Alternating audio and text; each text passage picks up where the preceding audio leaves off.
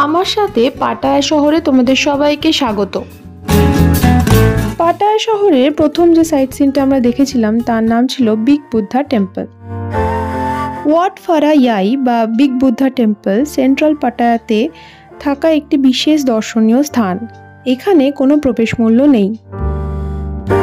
7টি মাথাযুক্ত dragon snake দিয়ে মন্দিরের প্রবেশদ্বারকে সাজানো হয়েছে।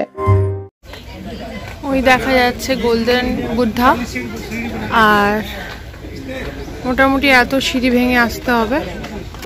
সকাল 7টা থেকে বিকেল 10টা অবধি খোলা থাকা এই মন্দিরটিতে আসতে হলে চড়তে হবে 100টির মতো সিঁড়ি।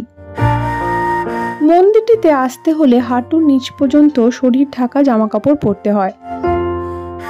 একদম মাঝখানে রয়েছে এই 18 মিটার বা 59 ফিট লম্বা এই গোল্ডেন বুদ্ধা স্ট্যাচু।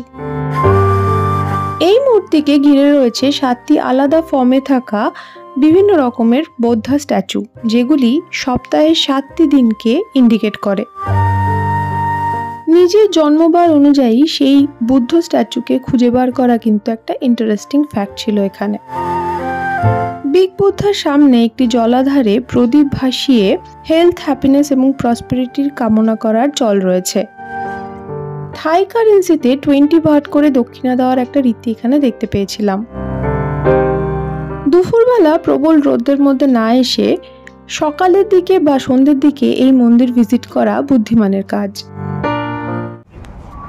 মন্দির থেকে পুরো পাটায়ার ভিউটা এরকম দেখা যাচ্ছে।